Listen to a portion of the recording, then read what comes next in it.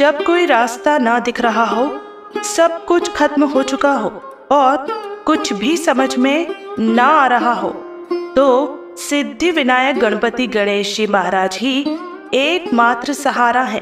प्रिय भक्तों, आप सभी की परेशानियों का समाधान गणपति गणेश जी का एक अचूक मंत्र आज हम आपको बताने जा रहे हैं, जहां पर गणेश जी की नित्य पूजा अर्चना और मंत्र जाप या श्रवण होता है, वहां पर रिद्धि सिद्धि और सुख समृद्धि का वास होता है।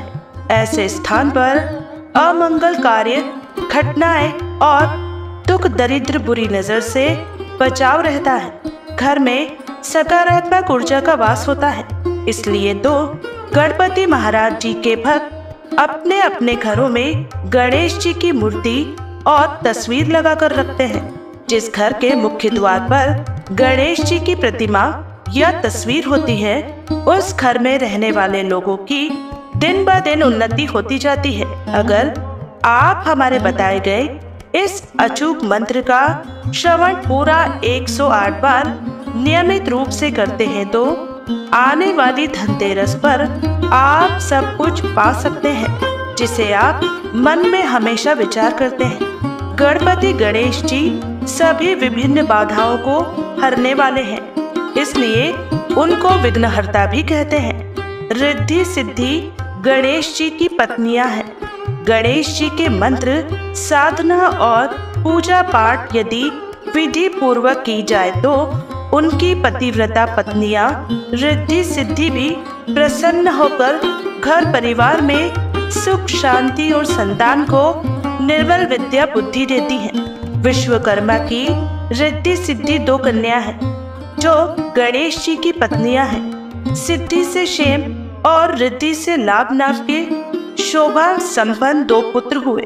भगवान श्री गणेश जी की 2 पत्नियां रिद्धि सिद्धि व पुत्र लाभ और क्षेम बताए गए हैं, जिनको लोग परंपराओं में शुभ और लाभ भी कहा जाता है।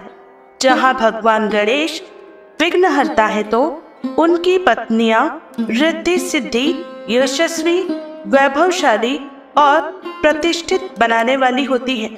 वही शुभ लाभ हर सुख सौभाग्य देने के साथ उसे स्थायी और सुरक्षित रखते हैं। ऐसे ही सुख और सौभाग्य की चाहत पूरी करने के लिए बुधवार के दिन इस गणेश मंत्र का पूरा 108 बार जप या श्रवण बहुत ही शुभ लाभ देता है।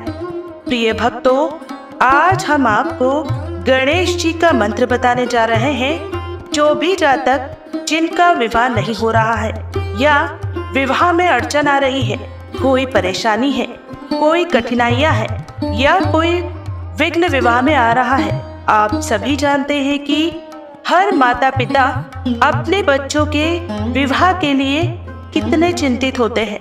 यदि विवाह में कोई परेशानी आ रही है, कुंडली में कोई दोष है या किसी भी तरह की कोई परेशानी है, तो भक्तों आज हम आपको वह मंत्र बताने जा रहे हैं, जिन मंत्रों के जाप या श्रवण करने पर ही आपके विवाह में आ रही सारी परेशानियां दूर हो जाएंगी। इन मंत्रों के श्रवण मात्र से ही आपको विवाह में आ रही सारी कठिनाइयां दूर होती चली जाएंगी।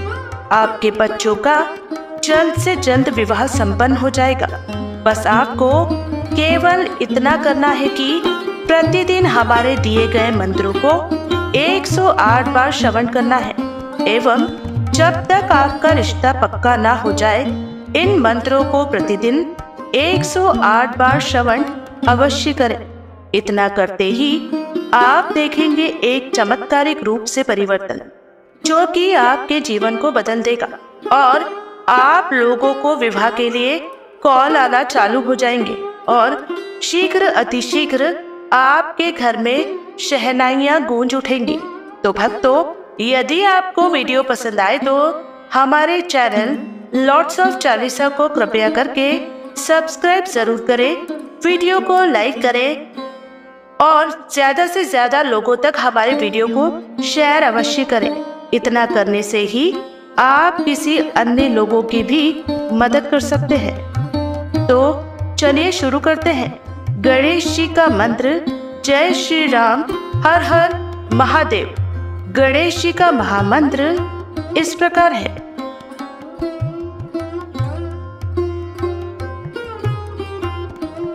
ओम श्रीं गं सौम्याय गणपतये वरद सर्वजन मे मुक्तिदाय मम विवा कुरु कुरु स्वाहा।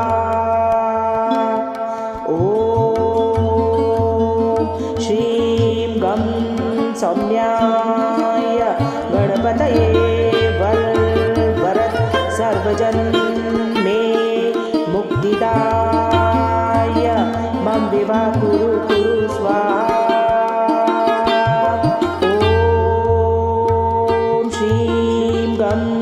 सौम्याय गणपतये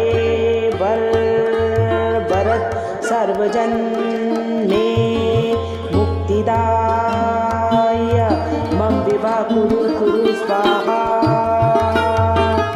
ओम श्रीं गं सौम्याय गणपतये वरद सर्वजन मे मुक्तिदाय मम विवा कुरु कुरु स्वाहा।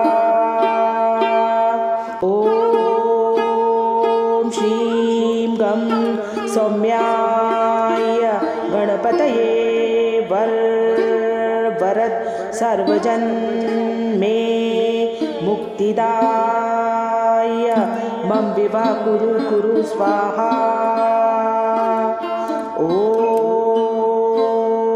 श्रीं गं सौम्याय गणपतये वरद सर्वजन मे मुक्तिदाय मम विवा कुरु कुरु स्वाहा। ओम श्रीं गं सौम्याय गणपतये वरद सर्वजन मे मुक्तिदाय मम विवा कुरु कुरु स्वाहा।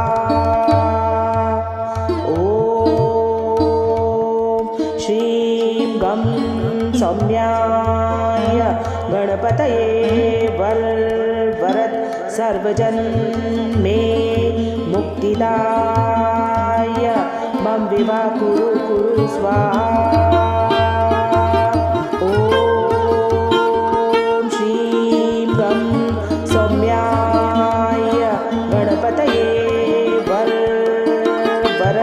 सर्वजन मे मुक्तिदाय मम विवा कुरु कुरु स्वाहा।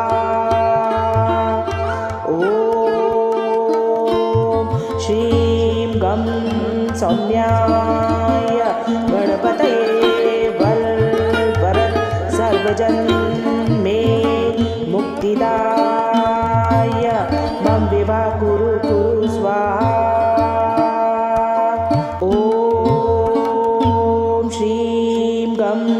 सौम्याय गणपतये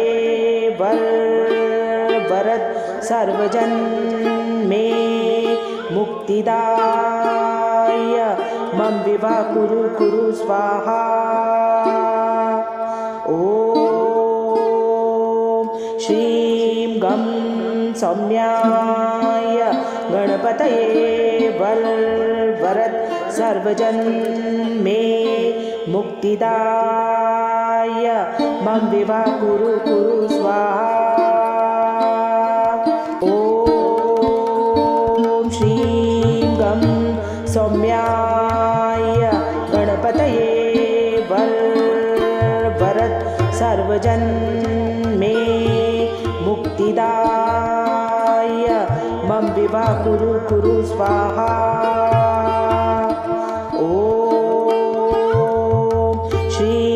गं सौम्याय गणपतये वरद सर्वजन मे मुक्तिदाय मम विवा कुरु कुरु स्वाहा।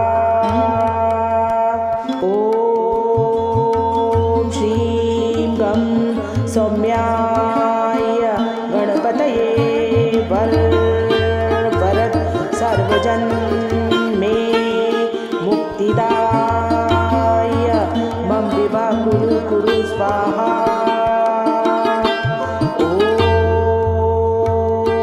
श्रीं गं सौम्याय गणपतये वर वरद सर्वजन मे मुक्तिदाय मम विवाह कुरु कुरु स्वाहा।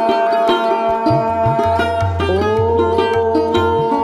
श्रीं गं सौम्याय गणपतये वर वरद सर्वजन मे मुक्तिदाय मम विवाह कुरु कुरु स्वाहा।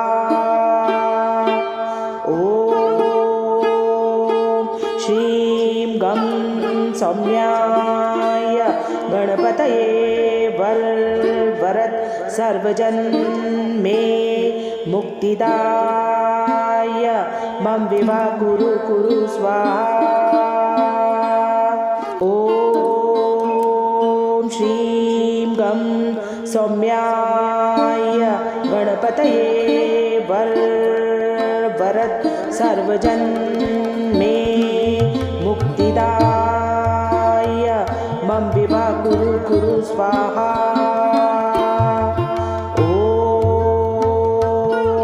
श्रीं गं सौम्याय गणपतये वर वरद सर्वजन मे मुक्तिदाय मम विवाह कुरु कुरु स्वाहा। ॐ श्रीं गं सौम्याय गणपतये वर वरद सर्वजन मे मुक्तिदाय मम विवाह कुरु कुरु स्वाहा। ॐ श्रीं गं सौम्याय गणपतये वर वरद सर्वजन मे मुक्तिदाय मम विवाह कुरु कुरु स्वाहा। ॐ श्रीं गं सौम्याय गणपतये वर वरद सर्वजन मे मुक्तिदाय मम विवाह कुरु कुरु स्वाहा। ॐ श्रीं गं सौम्याय गणपतये वर वरद सर्वजन मे मुक्तिदाय मम विवाह कुरु कुरु स्वाहा। ॐ श्रीं गं सौम्याय गणपतये वर वरद सर्वजन मे मुक्तिदाय मम विवाह कुरु कुरु स्वाहा। ॐ श्रीं गं सौम्याय गणपतये वर वरद सर्वजन मे मुक्तिदाय मम विवाह कुरु कुरु स्वाहा। ॐ श्रीं गं सौम्याय गणपतये वर वरद सर्वजन मे मुक्तिदाय मम विवाह कुरु कुरु स्वाहा। ॐ श्रीं गं सौम्याय गणपतये वर वरद सर्वजन मे मुक्तिदाय मम विवाह कुरु कुरु स्वाहा। ॐ श्रीं गं सौम्याय गणपतये वर वरद सर्वजन मे मुक्तिदाय मम विवाह कुरु कुरु स्वाहा। ॐ श्रीं गं सौम्याय गणपतये वरद सर्वजन मे मुक्तिदाय मम विवाह कुरु स्वाहा। ॐ श्रीं गं सौम्याय गणपतये वरद सर्वजन मे मुक्तिदाय मम विवाह कुरु स्वाहा। ॐ श्रीं गं सौम्याय गणपतये वरद सर्वजन मे मुक्तिदाय मम विवाह कुरु स्वाहा। ॐ श्रीं गं सौम्याय गणपतये वरद सर्वजन मे मुक्तिदाय मम विवाह कुरु स्वाहा। ॐ श्रीं गं सौम्याय गणपतये वरद सर्वजन मे मुक्तिदाय मम विवाह कुरु स्वाहा। ॐ श्रीं गं सौम्याय गणपतये वरद सर्वजन मे मुक्तिदाय मम विवाह कुरु स्वाहा। ॐ श्रीं गं सौम्याय गणपतये वरद सर्वजन मे मुक्तिदाय मम विवाह कुरु स्वाहा। ॐ श्रीं गं सौम्याय गणपतये वरद सर्वजन मे मुक्तिदाय मम विवाह कुरु स्वाहा। ॐ श्रीं गं सौम्याय गणपतये वरद सर्वजन मे मुक्तिदाय मम विवाह कुरु स्वाहा। ॐ श्रीं गं सौम्याय गणपतये वरद सर्वजन मे मुक्तिदाय मम विवाह कुरु स्वाहा। ॐ श्रीं गं सौम्याय गणपतये वरद सर्वजन मे मुक्तिदाय मम विवाह कुरु स्वाहा। ॐ श्रीं गं सौम्याय गणपतये वरद सर्वजन मे मुक्तिदाय मम विवाह कुरु स्वाहा। ॐ श्रीं गं सौम्याय गणपतये वरद सर्वजन मे मुक्तिदाय मम विवाह कुरु स्वाहा। ॐ श्रीं गं सौम्याय गणपतये वरद सर्वजन मे मुक्तिदाय मम विवाह कुरु स्वाहा। ॐ श्रीं गं सौम्याय गणपतये वरद सर्वजन मे मुक्तिदाय मम विवाह कुरु स्वाहा। ॐ गं सौम्याय गणपतये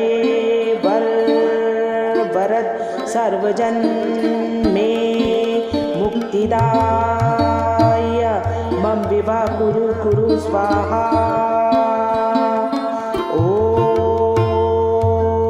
श्रीं गं सौम्याय गणपतये वरद सर्वजन मे मुक्तिदाय मम विवाह कुरु स्वाहा।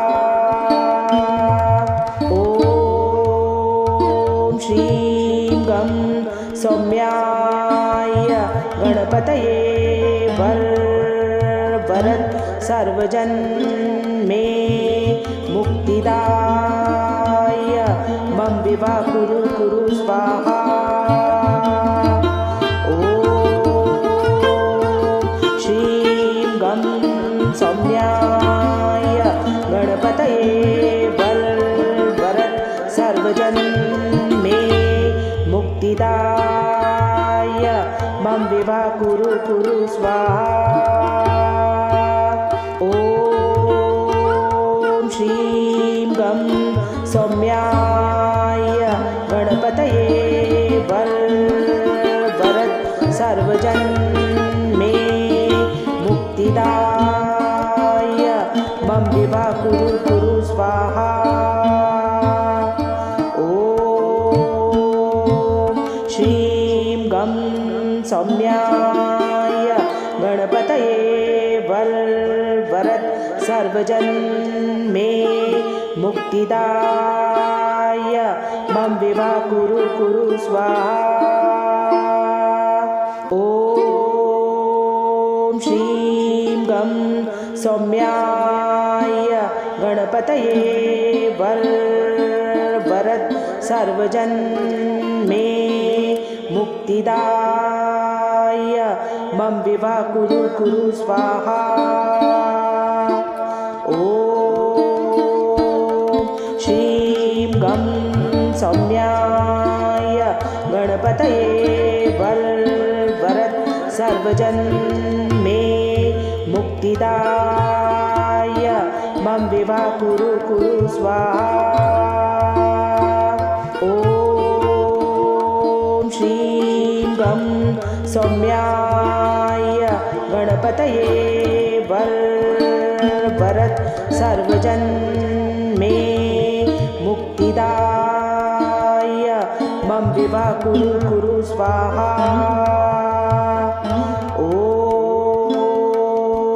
श्रीं गं सौम्याय गणपतये वरद सर्वजन मे मुक्तिदाय मम विवाह कुरु स्वाहा।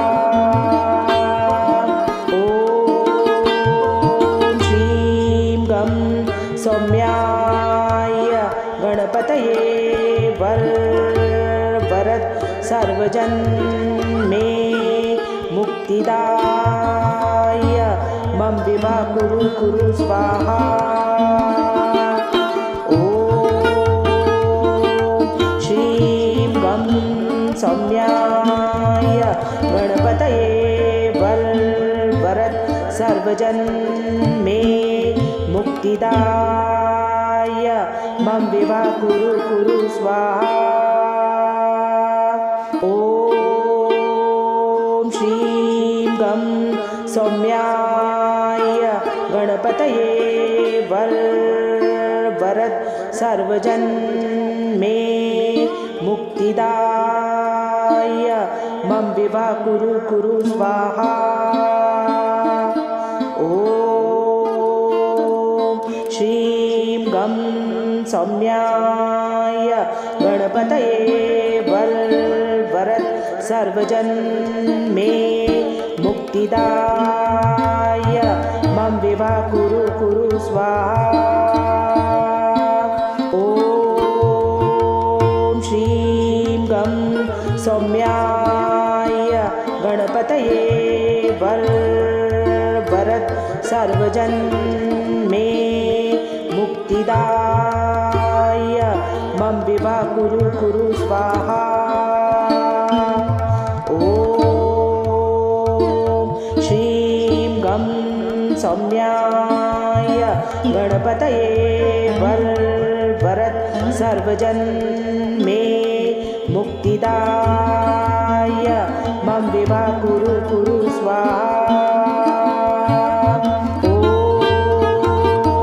श्रीं गं सौम्याय गणपतये वरद सर्वजन्मे मुक्तिदाय मम विवाह कुरु स्वाहा। ॐ श्रीं गं सौम्याय गणपतये वरद सर्वजन्मे मुक्तिदाय मम विवाह कुरु स्वाहा। ॐ श्रीं गं सौम्याय गणपतये वरद सर्वजन्मे मुक्तिदाय मम विवाह कुरु स्वाहा। ॐ श्रीं गं सौम्याय गणपतये वरद सर्वजन्मे मुक्तिदाय मम विवाह कुरु स्वाहा। ॐ श्रीं गं सौम्याय गणपतये वरद सर्वजन्मे मुक्तिदाय मम विवाह कुरु स्वाहा। ॐ श्रीं गं सौम्याय गणपतये वरद सर्वजन्मे मुक्तिदाय मम विवाह कुरु स्वाहा। ॐ श्रीं गं सौम्याय गणपतये वरद सर्वजन्मे मुक्तिदाय मम विवाह कुरु स्वाहा। ॐ श्रीं गं सौम्याय गणपतये वरद सर्वजन्मे मुक्तिदाय मम विवाह कुरु स्वाहा। ॐ श्रीं गं सौम्याय गणपतये वरद सर्वजन्मे मुक्तिदाय मम विवाह कुरु स्वाहा। ॐ श्रीं गं सौम्याय गणपतये वरद सर्वजन्मे मुक्तिदाय मम विवाह कुरु स्वाहा। ॐ श्रीं गं सौम्याय गणपतये वरद सर्वजन्मे मुक्तिदाय मम विवाह कुरु स्वाहा। ॐ श्रीं गं सौम्याय गणपतये वरद सर्वजन्मे मुक्तिदाय मम विवाह कुरु स्वाहा। ॐ श्रीं गं सौम्याय गणपतये वरद सर्वजन्मे मुक्तिदाय मम विवाह कुरु स्वाहा। ॐ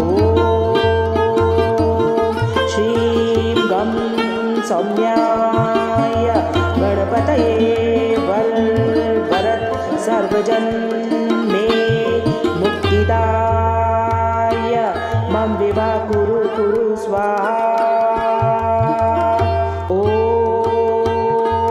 श्रीं गं सौम्याय गणपतये वरद सर्वजन मे मुक्तिदाय मम विवा कुरु कुरु स्वाहा।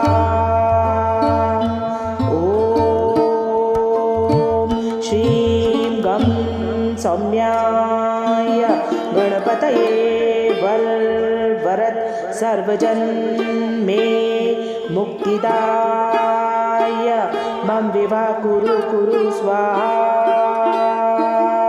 ॐ